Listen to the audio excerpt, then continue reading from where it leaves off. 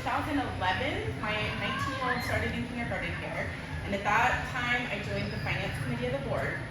And so I have been involved with Sea Crest Finance for a long time, 14 years now. I served on the board as the board treasurer. And someone who knows a lot about Sea Crest Finance and might want this job. And so I moved from corporate finance, and this is the first school that I've ever worked at. But I've been here now. This is my 7th school year. So I'm really excited to see so many people here. I wasn't sure if there'd be one person, if anyone's interested. So thank you all for coming. And we will jump right in. One of the founding members of the National Business Officers Association, so it's basically my job at all the independent schools. And a school should maintain and over time enhance the value of all of its assets. What we have today is what we're going to have this year, right? So we have to be really careful that our budget is balanced. While that's happening, simultaneously, we also need to grow the institution and make sure that the institution overall, for the long term, is financially sustainable. And so when we think about Sea Crest assets, it's really our financial picture, which is our operating cash, how many reserves we have, and any endowment or future strategic initiatives. Our campus is really important. It's expensive, as you can imagine, to own a piece of property this big. We do own our property. And just the maintenance and insurance and all those things that come with owning the physical campus is a big asset for us. And then most importantly is our people. So we want to make sure, and this is two-part, this is employees and making sure that we've got competitive salaries and that we're able to attract and retain the best staff, but also our families. And so where this comes into place with families is really financial aid and all the communications and all the things we do to make sure that we're taking care of families and attracting and retaining families to our school. So the budgeting process is really driven by the board. So the process starts with we gather all these inputs, right? So the finance committee of the board is the one that determines the tuition rate. So what are we going to charge? We're literally kicking this process off in the next month. So we're already going to be thinking about next school year. The enrollment target, so how many students are we expecting? We know how many students are going to graduate this year. How many are we expecting to come in based on the information we know? The finance committee works on the flexible tuition target, and we target that as a percentage of our gross revenue, and that's usually, this year was 16% is what the amount is. We come up with what the average salary increase is going to be. It could be slight differences within certain roles, but there's an overall budget that's set by the board. And then any capital purchases. So if we have large projects going on around campus that we need to fund, that needs to go into our operating budget, so that all kind of comes in from there. There could be other board committees that could have some inputs to the budget process. So you can imagine if there was a committee that was talking about the professional growth of teachers, they might say oh, we need this big professional development program next year. So we've got to be sure that that makes it to the budget up front. So other board committees will provide insight as needed. And then Sea Crest management. So you might know Michelle Giacoto, she's the assistant head of school for academics. She's the one that determines curriculum. So are we adopting a new curriculum next school year? Are we, what are going to be the field trips that we're going to do? And so all those inputs are going to come from Sea Crest management. That's technology, that's all the curriculum, anything, student support services. So Leslie Richardson will say, okay, I'm going to bring in outside services, and all that part comes together. I basically draft a budget. Lauren and I together kind of work on a first draft, and we present it to the board finance committee. Finance committee looks at it. Usually there's 3 scenarios, so we're kind of playing around with different variables depending on different enrollment, different tuition rates. And so we'll put forth the first round. The finance committee will settle on a version that we're going to present to the board. There's a board presentation that happens in December where we go through all those high-level assumptions, and the board has the opportunity to push back on something. So if we go forth with a certain tuition recommendation, they can push back and say that's too high, that's too low, or have you thought about this? This other strategic initiative, we want to make sure it gets included. So that's kind of the opportunity for the board to speak up, and then we have another meeting in January where the board actually approves the final budget. And the reason that the timing is so important is because enrollment contracts for the following year get published in February, so we need to have the tuition rate already baked in. But in order to know the tuition rate, we need to know the staffing, we need to know all the other stuff, so you can kind of see, it's a very well-oiled machine. Ultimately, Sea Crest trustees are fiduciaries of the school. That means that they hold responsibility legally for the financial health of the school, and so that is the role of the board. So we definitely support the process in a lot of ways, but it's definitely a board-driven process. So you can see the big blue is tuition. That is the bulk of our revenue. We don't get funding from any outside sources. So we don't get anything from the government. We don't get anything from, a diocese like you would have with like a parochial school. So all of our revenue comes from tuition. We do have some discounts that get baked in there. Flexible tuition, like I said, is 16%. And then remission, which is, if you're not familiar with the term, it's the discounts that we provide to our full-time employees for their children to go to school here. The red slice is our auxiliary programs. These have really grown with Morgan Pierce, who is our director of auxiliary programs. She runs our after-school program, which we refer to as EDP, or Extended Day Program. She also runs summer camp, which is a huge revenue driver. I think it was over $200,000 this summer that we made in summer camp, which is great. Athletics programs get paid by the people that participate. So if you have an after-school student and they participate in the program, there's a fee per sport that they participate in. So there's a little bit of revenue associated with that. And then, we've launched the morning shuttle program, and so any revenue that we collect associated with that would go into that auxiliary programs. Other income, rental income, we do rent out our gym. So we have a local volleyball club that rents out our gym quite a bit during the volleyball season, which is great. We also earn cash on our investments. So we have CD, really conservative CD and fixed income security investments, and so we earn income on that. And then this year we had an IRS payroll tax credit that increased our other income more than it normally would be. We weren't expecting it. It came through in June, so it was not budgeted and it was not contemplated in our budget for this year. And then we have unrestricted fundraising, and this is a really, really important part of our budget. So this really bridges the gap between what we charge for tuition and what our total operating costs are. And so this includes programs such as the annual fund. We do Seal Weeks corporate sponsorships where businesses have the opportunity to provide corporate sponsorships to our school. And then any proceeds from the Dream fundraising event. So we do a big event in the spring, if you're not familiar. Any proceeds from that event specifically are considered unrestricted fundraising. And then where else does the money come from? We also get money from restricted fundraising. So this is outside of our normal operating budget. So we picture our normal operating budget with our salaries and all the ongoing expenses that we have. These are specific programs that people can direct their donations to that are for programs that are meaningful to them. So our annual fund used to only be unrestricted. Last year we decided to split it so you can give unrestricted to the annual fund if you'd like. But if you would like to target your dollars to specific programs, you can now do that too. So professional development, flexible tuition, and enrichment. If any of those speak to you, that's a nice way for donors to be able to point their dollars directly to those programs. Sea Crest Scholars is a program that we started several years ago, and it provides a full ride scholarship for upper school students. So these are students that are underserved in our community. This is an incredible opportunity for these kids. It is a full ride scholarship. It includes hot lunch. It includes all the the Washington D.C. field trip. It's a really, really great opportunity for these students. That does not come from our operating plan. That is donor funded, and so people donate specifically to that program because that is something that speaks to them. So that's that. Fund a Need or Raise the Paddle. This is, in the past we've done this at the Dream event. It's an opportunity to participate in a very, very targeted fundraising for a specific thing. So in the past we built our marine science lab with restricted funds. We built the library in the treehouse, the art studio, and then the Sea Crest shuttle that we just did this past year were all donated by specific dollars from donors. We also, in the past, have done capital campaigns. A capital campaign would be a large amount of money that we're trying to raise for something like a physical thing on campus. So for example, our main building didn't used to have a back wing with the middle school. So at some point, there were parents along the way that donated money, and we built that back wing. Same thing with the second story. There didn't used to be a second story on Sea Crest. So in the time that I was here, we raised money for that, and we built the second story, which allowed us to expand our upper school program.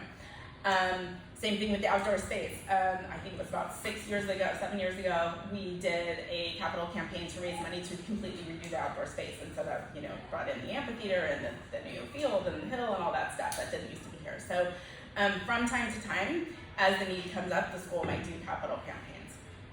100% of the proceeds associated with any of these programs go to the program that they're directed to. They're not used in operations at all, and we cannot reallocate them. So any money raised just kind of continues on and gets supports these programs.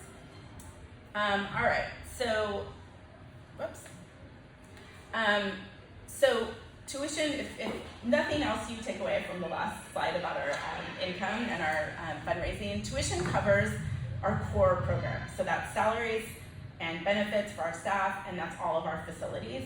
All the extra stuff is really covered by our fundraising efforts. So that would be all the enrichment programs, all the things that really help us live our mission of what our school is, and it's like the secret sauce of what makes Sea Crest amazing, is all driven by fundraising.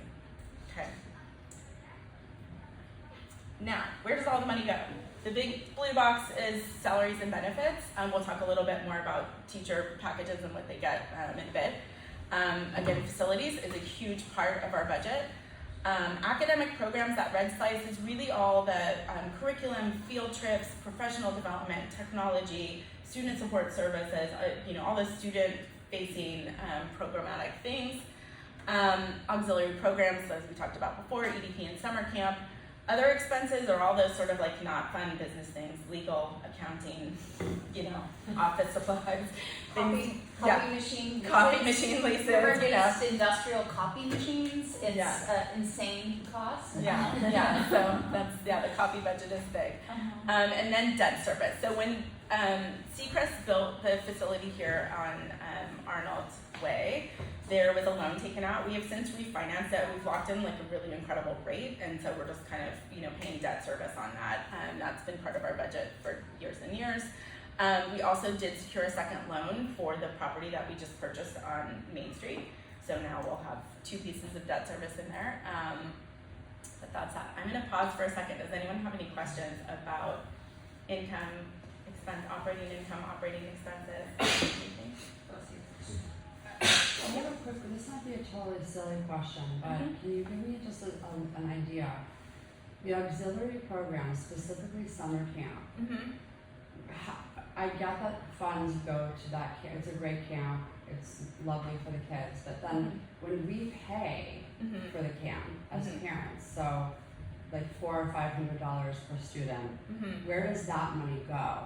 If we're so there's a whole cost. So that the orangey kind of slice there is all the expenses associated with running summer camp. So we bring in outside providers. We have salaries and benefits for the people that are doing that are in the program.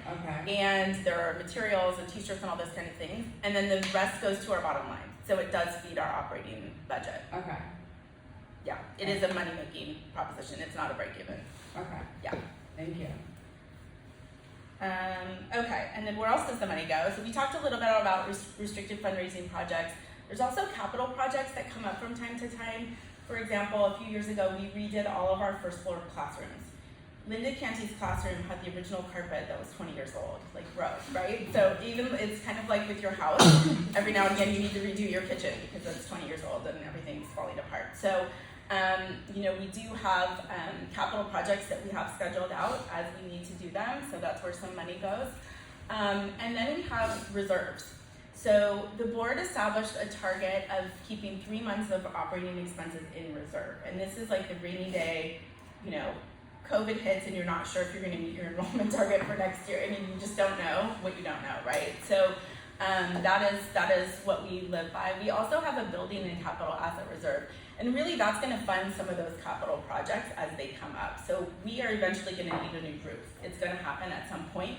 We don't want to wait until we need the roof to then raise the money for the roof, right? We want to be building reserves so that when the time comes, we don't, it's financially a prudent thing to do is to save for all those capital things. So several years ago, the board did a facilities audit where they scheduled out kind of the replacement value of all the assets on our campus. We've been using that as a guide for how much to save towards the reserves. We need to redo it. It's old now, so the numbers need to be refreshed. But we do know that we've been building those capital reserves just for when we need them. The reef, for example, we didn't raise money to build this building. This used to be locker rooms, and for our upper school students. In COVID, we didn't use them at all, and we said, what would be a better use of this space is an eating place and a gathering place. So So we used our capital reserves to build this out. We didn't go to the community and ask for money for that. That was just a project that the school was able to do because we had the capital reserves. Then we have some money that's in undesignated reserves, and this is basically at the board's discretion to, we have a daily meeting, remember my report. And so the board has the authority to designate additional reserves as it sees fit. So for example, the project that we just, the building that we just bought on 895 Main Street, the board decided to allocate some of the funds in order for a down payment for that. We did, as I mentioned, take out a loan, but the board decided that that was a strategically important move for the board, for the school to do, and so was able to use some of those funds for that. I want to talk a little bit about reserves. So as I mentioned, this is my 6th year as the head of school. It's really rare to have such like a visceral experience on like utilizing reserves.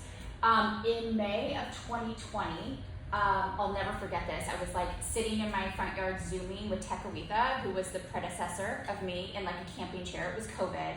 And we had budgeted to have 250 students, and we had 121 contracts in. And so we scenario build to lay off 30% of the Sea Crest faculty and staff. We scenarioed what would that look like. We had no idea if we'd be able to open in COVID. Most schools had to send out pink slips to everyone. And we had a board call, and we said, let's look at our reserves, and let's talk about the 3 months of operating reserves. Don't lay anyone off. Let's see if we can reopen. Let's see if we can keep paying their health care, their salaries, their retirement, everything. And we worked. It could have gone one or two ways. Sea Crest could have, the state could have said, you can't open, you can't virtually learn, you can't do anything. Some schools closed because of COVID. Some schools were able to like pivot. The only reason we were able to do that is because Sea Crest Board historically has been like so tight and professional in their fiduciary responsibility to make sure that like we would never have to lay off a teacher if something happened and we couldn't get enough kids in the school. That's a huge gift, and that is not the case for every school, for sure. That is not the case. The other thing that happened is we were able to say, okay, let's just see what we can do. We're gonna keep, Tekawitha and I wrote letters to every employee. We're gonna keep you on for now. We're gonna see what's gonna happen. You're virtually learning. And then we got a list from the state of California that said, here's all the stuff you have to do to be able to open. You need to buy a wedding tent. You need to everyone needs to be 6 feet apart. You need to put people in every space. You need technology for like virtual distant learners and OWL cameras. And we were able to go into this capital asset, and I was able to go to the board and say, it's probably gonna be $250,000 if you want us to try to open in COVID. Like, this was before the state was like, here's COVID tests or anything. And everyone looks back on that time and is like, it's amazing that Sea Crest was able to do it. We're able to do it because there was reserves. Like, it wasn't because it's not like Jackie and I had like magic wands or anything. We were able to do it because we had like cash reserves to say this is a once in a lifetime urgent thing. How do we meet the need? How do we do it? What are the things? What's amazing, this tax credit that Jackie talked about, is the government helping to pay back that experience. So that's 6 years later. We didn't know that was gonna happen. That's something the board's gonna talk about how they invest in. But to be able to have that money to meet the moment of what happened is unbelievable. We've had other things happen. You might remember a few years ago, we had like a boulder on Highway 1 and a hole. I'll never forget the kid that was like, could you just pick up the boulder and put it in the hole on 92? And I was like, oh, we're creative. We were able to like rent vans and be like, okay, we're gonna start like driving people to school to pivot because like we have reserves. We don't ever spend them willy-nilly, but like having kids on campus and like meeting the needs in the moment is like our priority. What's really amazing around the facility needs is other things that we deem really important that maybe weren't important before, we can do immediately. Another example is there was a mass shooting in Half Moon Bay, and we realized we don't have a system to talk to everyone on campus at the same time. We were able to go to the board and say we would like to buy a PA system now. Like, this made us aware that like we don't have a PA system, which is now in every corner, and for us to be able to make those kind of decisions is so critical in those areas. The last thing around undesignated reserves is there has been a shared folder called preschool since before I became the head of school here. This has been something that Sea Crest has talked about, thought about, and they always said, when the timing's right. Like, the board would bring it up and we'd say, oh, when the timing's right, there's this like property that's like kicked out behind us that everyone's been like, oh, like what's over there? Like, when the timing's right. It just so happened this property opened up and we did like a deep dive research that it's the only property, like basically walkable, that is zoned commercial that we could turn into a extension of Sea Crest.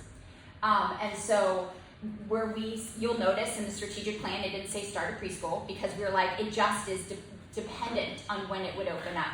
When that opened up for the board to say, this is where we are investing in the future for this institution. So every time the board has decided to build a second story for a middle school that their kids couldn't go to.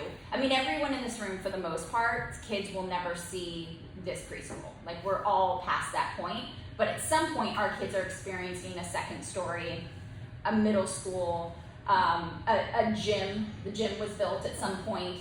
Something we're experiencing that people before invested in. And so that new project is like another legacy of like building into an institution that's not for us. It's planting that seed. We're not going to live in that shade. Let's be honest. Like, that's not the reality. But we enjoy so much shade here that like boards and parents invested in generationally prior to us being here. So many people are like, why don't you just charge what it costs? Like, just take the amount and just charge that amount. So not only Sea Crest, but NAAS, which is the National Association of Independent Schools, which is all private schools, not parochial necessarily, but private schools in the nation and internationally, kind of goes by this same mission and premise that we want access to diversity and like economic diversity, and we want to make sure that we can reflect the neighborhoods that we are in. We only can do that with like a robust flexible aid program. So if we just charged what it cost, we wouldn't have created the space for access for everyone else to like truly live our mission. We're not alone in this. There is no school that charges what it costs that is an NAS school. There's for-profit schools, which is like a completely different model. And you'll find more and more of those kind of like over the hill, which is like a brainchild of something that's like, we're charging this very high rate, but we're not like tied back to like a mission. So very much going back to what Jackie said, we're a nonprofit where like we have a mission and like guiding values that have to decide everything we do, even how we spend our money, how we charge, what we charge. This is like not something you could probably dig into at this moment, but like the tuition decision-making process is awful. I mean, it's fine, but it's like very labor intensive. And well, I think we'll talk about it a little bit later. Like, there's no good solution. Like, the great solution would be like, it's $100. Like, great.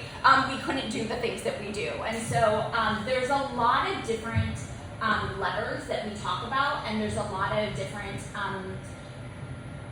challenges and like push and pulls when we go in, but ultimately why we don't charge is because we have a mission, and our mission is tied to who we serve in our school. And that is critically important, not only to me, and that's something that when I interviewed, we talked a lot about, because a lot is tied to the head of school and like what their values are, but it's a complete alignment with the board. We are lockstep and that every year we want flexible tuition to grow. It probably means tuition will grow, right? Like, but that is like our absolute commitment as a school, that like there is access to anyone in this community that really wants to be able to come to this school, that is provided. So, flexible tuition. So flexible tuition, if you've been involved in the process, you know what it is. If you haven't, and you have some really specific questions, we'll provide these slides. But I recommend you go to this frequently asked questions. It's like a few pages long, and it really gets into some of the real questions of like, how do I apply? Who qualifies? What happens if I have one child here and then I bring another one in? Like all those like detailed questions. Like Lauren said, it's a really important part of our program because it does give access to our school to families that can pay according to what they can afford. That is really our goal. And when I meet with all the families that are newly applying to flexible tuition, and it's like we have a shared goal. We want your child to come to our school. Now we don't have unlimited resources, right? So the board, like I said, establishes here's the total dollar budget that you have to go forth and grant to families that are qualifying. And you can see this year we had 83 families that applied and only 64 got awards. Now there could be a gap in there. Maybe some people decided not to come to Sea Crest. Maybe they didn't qualify for aid. There are definitely families that don't qualify. And this year was unusual in that we had some families we had to put on a wait list, which we haven't done before. We had a lot of interest in concentrated in certain grades, and we really spread the flexible tuition out across all the grades in the school. We want to keep it like kind of evenly spread. We happen to have a lot of applicants in certain grades that we had to put on wait lists, which was unfortunate. We had a total of 102 students of those 83 applications, and 84 got awarded. We had $2.1 million requested, so families put forth what they are asking for with flexible tuition, and our budget was 1.5, and we award all the money out. So we're not holding anything back. We give it out. Our goal is to spend every last dollar that the board has authorized, and we want to make sure that the families that are qualifying get those awards. So, and 28% of our students are on flexible tuition. So, in the awards range, we do have a minimum, minimum level of tuition that we charge. So everyone pays at least 10%, except for those Sea Crest scholars that are full ride scholarships that are funded separately. Everyone pays 10%, and then some awards are small. Some people get a 10% discount, some people get a 90% discount. It just depends on the family and what they qualify for. So the national average of tuition awarded at a private school, an NAIS private school, is 21%. We're really proud that we're at 28%. We feel like that speaks very much to our mission, and we think that speaks very much to the coastal and Half Moon Bay community. Recognizing that we are different, we're nestled differently, especially to our peer schools, say in like a Palo Alto or something like that. Our goal is that 20% just keeps going up. Like that is absolutely a goal. So teachers. So I just wanted to share a little bit about teacher compensation. Just and I hope that you'll find after like sitting through this, like we're very transparent. There's no hidden dollars. There's no hidden agenda. We're very transparent with our community, both families, parents, our faculty and staff. So teachers obviously get salaries. The school does provide a 7% contribution to their retirement account. This is full-time teachers. We pay for the employees portion of their premiums for medical, dental, and vision. We participate in an employee assistance program if they need all the life, long-term disability, and accidental death and dismemberment insurance. We do provide access to an FSA plan. We don't fund any of it, but they can participate if they'd like.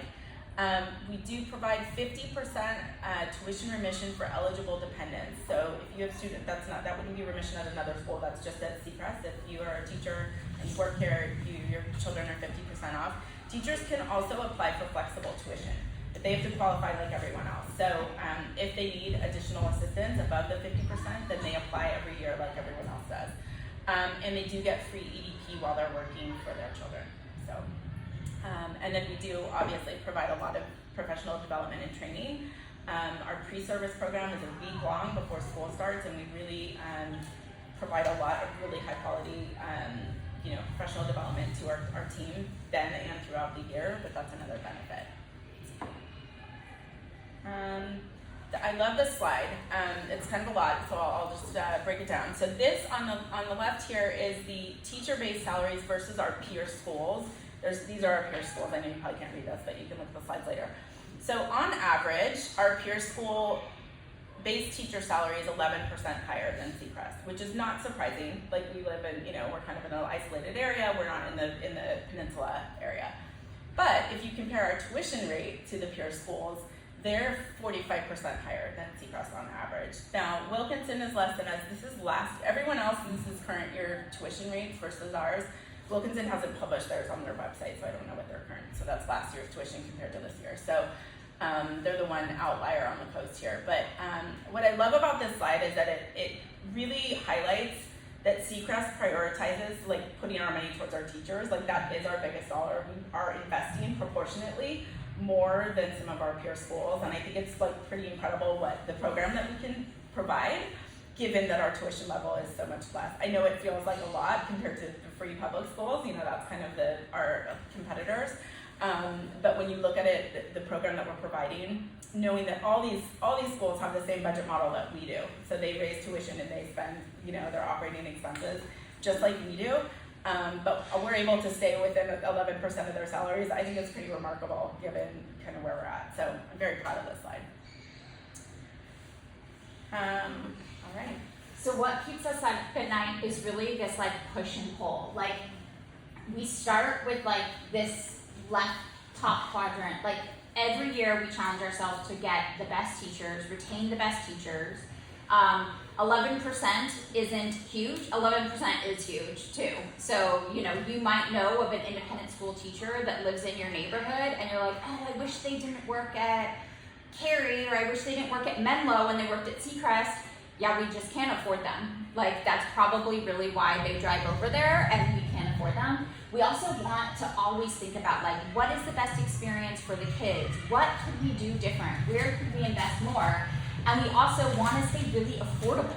Like, we don't want tuition to keep going up and feel more unattainable. And what's really interesting is when we talk about just these first two boulders, the left boulder is we hold ourselves to the standard of those schools over the hill.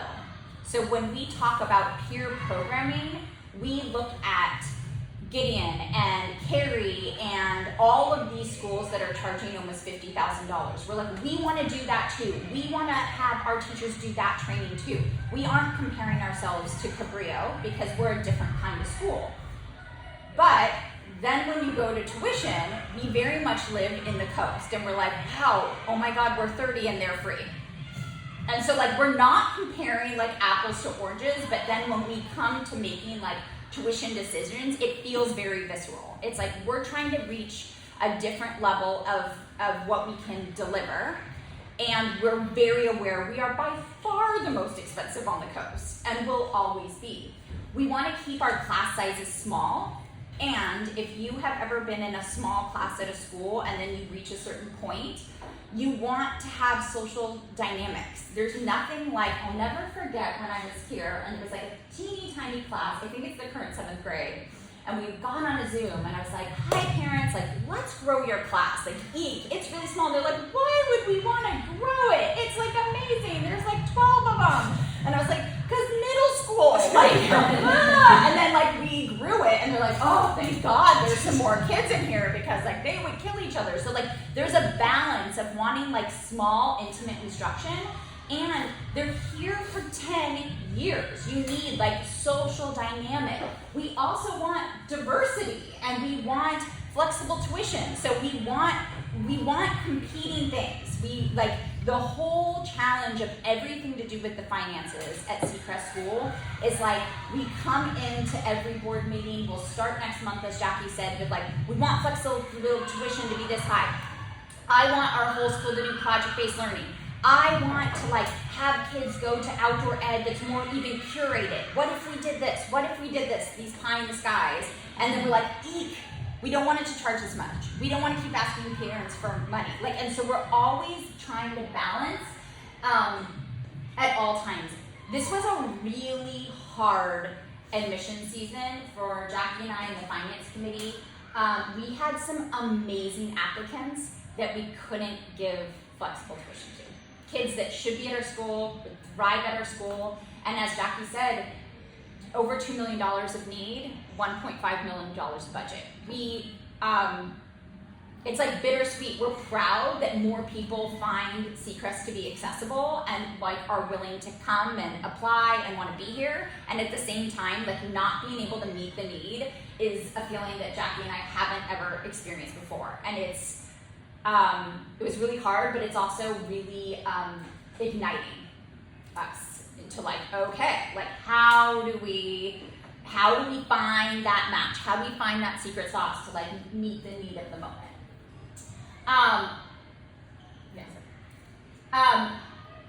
The top great things about being independent. What is independent? Why is it different than being attached to a parochial school?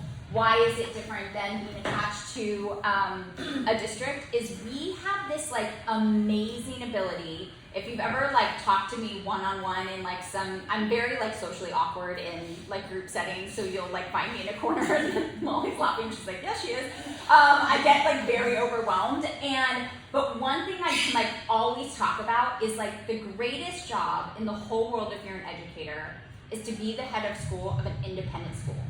Because I get to help guide a whole community to be as intentional as possible around everything. If we say rocking chairs in primary are like scientifically proven to be better, we get to buy rocking chairs for primary. And I'm looking at Julie, who is a principal at a public school, who's like, that's not a thing. Like you don't get to go, like you have a district and then you have a budget and then they say like, no, you can't buy it because it's outside of the scope. Like every single thing at Sea Crest, we can say like, that's intentional. And you'll notice we like change a lot because we're like, oh, that's not working. How can we do it better? What if we did it this way? We have this freedom to like innovate and meet the moment in like a quick, rapid rate that is like the most fun. If you've ever been into education, it's like amazing to be able to do that. We get to give personal attention. We know every kid on our campus. We get to know every kid. We get to know every family. We obviously have an incredible community. We're mission driven. We're deeply committed to like the same core values, which is really unique. We have teachers that are so passionate and are lifelong learners. There's no teachers that are like, well, I'm just like waiting till my retirement like kicks in and that's what I'm gonna do. We have teachers that actively seek out and say, I wanna learn more about this, or what's happening with AI? And they're very passionate. And then you'll hear us talk about this a lot. All that, I think Jackie referred to it as special sauce, all that extra is like a non-negotiable to be cut. Like you would never be at Sea Crest and be like, oh, we're just gonna pull back on like art. Oh, we don't really think PE is important or marine science is important. Like those are critical components to like what we think an intentional education is around Sea Crest. The challenges about being independent, for one, I'm gonna say one of the biggest challenges that we're trying to face, and we're about to hit questions, and I'd love if you have any feedback, is it's really hard being like one of the only independent schools in a community. Like I can't tell you how many times I'll have a parent or a community member say like, well, how are you really different than Hatch? And I'm like, okay, like let me take a deep breath and drink some water because like I can list like the intentionality, it's like all of these things, but we aren't nestled in a community that's filled with a college and with independent schools and with like different education models. And like that's really unique. In fact, when I go to conferences, and some of our admin go to conferences, there's always like a breakout table of geographically isolated, which is weird. I always sit at that table, like the head of the private school in Nantucket. I'm always like, yeah, like it's weird when you're not. It is very different. I have this amazing head group of Peninsula heads, and we get together and we talk, especially we bonded in COVID. They have a totally different experience. And some of it is not as good as mine, and some of it is just a little bit easier. They are all on like a corridor. They're like, oh, we're taking this family from Cary and we're going to Woodland and we're going to Gideon, and like they all have like a peer parent group. It can get competitive, it can get crunchy, We don't have that, but we don't have a peer competitive group. Wilkinson is offering something completely different. There's a parochial school that is pulling from a diocese, and then there's a public school. And so it's very interesting being nestled geographically isolated. It's always going to be hard to balance a budget and keep us affordable and offer what we want to offer. Like, that is going to always be the biggest challenge, and we are 100% committed. We will never take government funds. We will never take funds from a religious organization. Like, we are independent. We are a nonprofit independent. Enrollment and retention. There are declining birth rates. That is just a known thing. And there's competing schools. And that's like always a risk. One of the things I was talking about the other day with someone that helped us do some demographic data is Sea Crest will never be a school that doesn't have to like try to attract and retain kids. Even if we're like full, we'll never be a waitlist school because we're in Half Moon Bay. Like, there's only so many kids. Like, and that is just where we are. That is just part of it. It's really hard to recruit staff.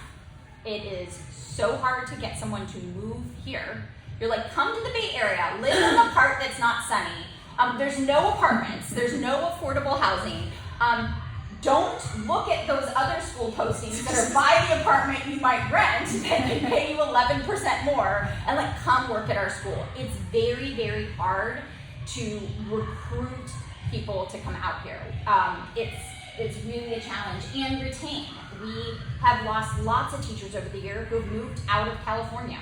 Like, the tale as old as time is they've said, we've decided we finally want to buy a house, so we're leaving Half Moon Bay. And you're like, oh, okay, well, school can't buy you a house, and so that's where we're at. And then evolving parent education expectations. And this is every school is kind of competing with this, like, where we find a balance of what we deliver and what we don't deliver, and where we say yes and where we say no, and not wanting to say yes to everything. Oh, well, my neighbor's school does this. You should do that too. You know, we aren't going to have violin and Mandarin. I've had a parent last year say, this school offers that. And I'm like, yep, we have, like, where we find our lane and stay truly to who we are, even knowing that there may be other things that people want, is like always a balance. Really quickly, because I want to get time for questions, our North Star and what's on the horizon, this is all from our strategic plan. We, the board and myself, approved a strategic plan in the winter of 2025, and it has 4 directionalities: investing in the future, strengthening our sense of place, leaving it better than you found it, and deepening the student learning experience. This is our North Star for the next few years, and probably like forever, to be totally honest. Like, I can't see one of these things being like, oh, we solved investing in educators, like, great. We want to keep our teachers on the coast. We want to keep investing in them. We want to keep recruiting the best teachers. We want to keep tuition predictable and accessible. It's really important to us that it is somewhat predictable. We are asking you to make a 10, and then if you have multi-kids, like over a decade commitment. There's no way we can say 1 year it's 12%, 1 year it's 2%. Like, how could you possibly invest in like what is Sea Crest to do that arc with us without that predictability? We want to grow economic diversity. We want to strengthen our philanthropy, and we want to sustain and grow our programs. All of these things tie back to that budget and money and all of those things. Okay. Questions, thoughts, feelings, questions, any of it. Yeah. I had a random question from one of the slides that was talking about like teacher retention and the fact that there are teachers that are hired who have the opportunity to take a discount potentially for having students. Do we, as a school, offer any other kind of balance if that particular teacher doesn't have children to entice them coming, or is that not something that's typical. I'm just curious if You know, it's see funny, that at all. in my time on the board, there was a moment where we decided to do away with remission. So we actually sunsetted it, and the teachers that were still here were able to keep it until their last child graduated. Okay. We lived like that for about, I think, like 6 or 7 years, and what we found was it was really hard to attract teachers that have children. So we ended up with a bunch of teachers that didn't have children, which doesn't make them bad teachers, but it kind of like took out a whole subset of teachers that we were hoping to keep. So it is not a benefit that if you don't have children, if you can't take advantage of that benefit, then there is no, you don't get compensated differently. Yeah. It's sort of like health benefits. So the cost of my health care for Sea Crest is much higher than the 25-year-old's like teacher's aide, right? Like the premiums are probably triple. She doesn't get more money just because mine for premiums. You know what I mean? It's like everyone is at a different stage in life. And what we found was after the 7 years, we did a whole nother study, and we found that it was not competitive with other schools in our subset. And it's actually been wildly successful to have it back. We have 32 children that go to school here that have parents that work here. Not all of them are on remission because some are part-time. But that's huge. I mean, and it really locks teachers in to stay here for a long time. If their children are going to school here, and like they're, and it's, they believe in the program so strongly, like it definitely helps retention for our program. So yeah. And though our competitor schools over the hill range from 50% to 100%, and so that not having that is a really, it's like a deal breaker.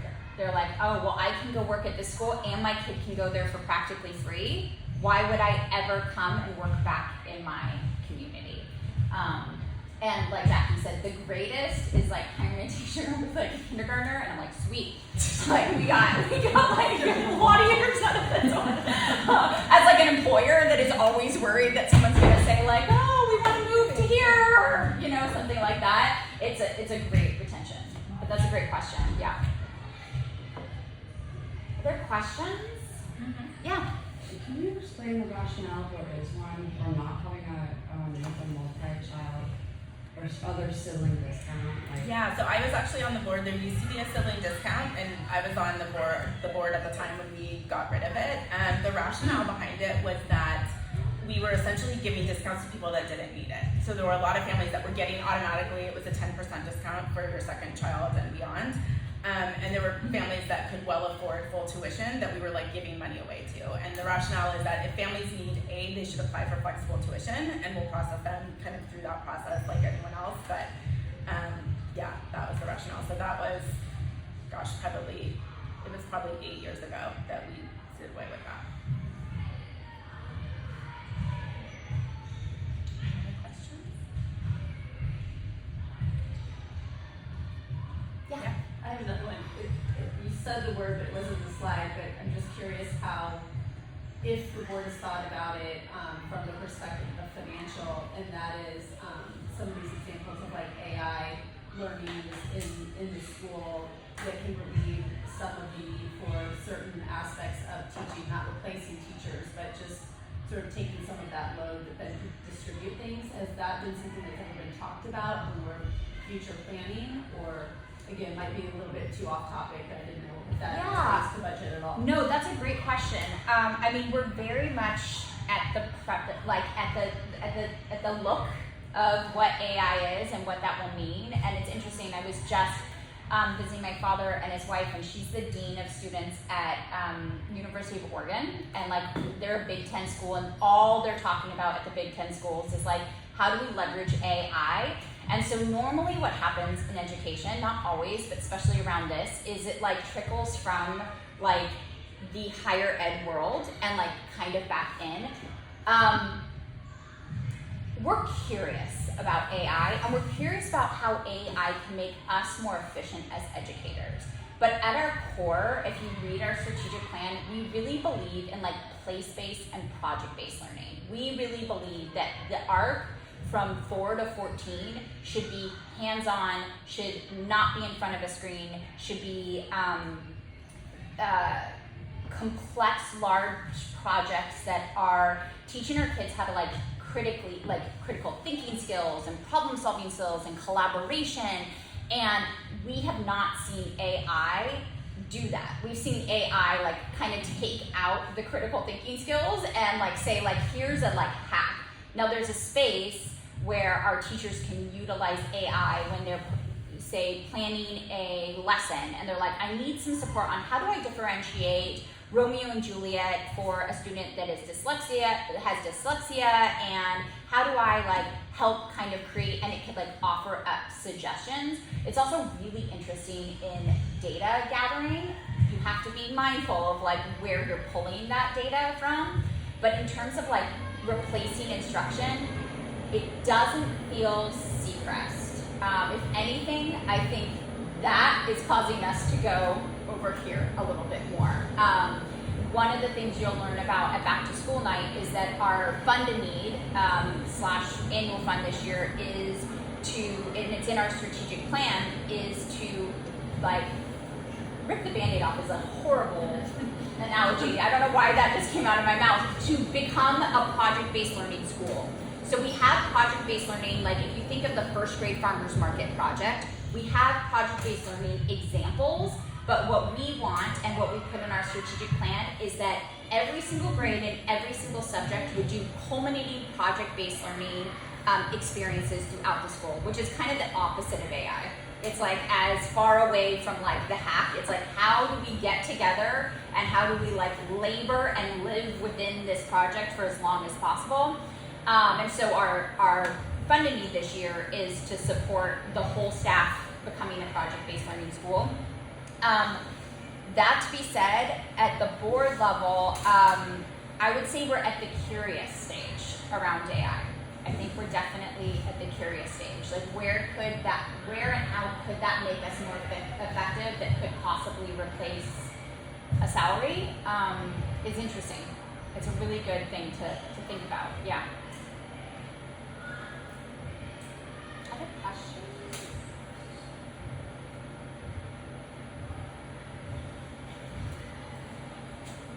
Okay, well, right on time. The one ask we have for you is that if you ever interact with someone that says like, why this or why that, we don't expect you. Please repeat everything Jackie said and like pull out the slide deck on your phone. But just say like, Lauren and Jackie aren't that scary. Like just go ask them. Our dream would be to honestly sit down with every single person in our community and be like, let us show you how it works. There's nothing hidden in our budget, like Jackie said. Like the more we all know about the school and the more troubadours we have knowing about like, yeah, there was this slide where it's like a push and pull and like we're all working on that, like the stronger our community is. So that is our only ask, is that if you interact with someone that says, oh, I couldn't go, how was it? You can say, oh, it was kind of dry, but you know, if you have information, if you have a question, go to the source. Would be awesome. All right, thank you guys so much. Thank you. Really appreciate it.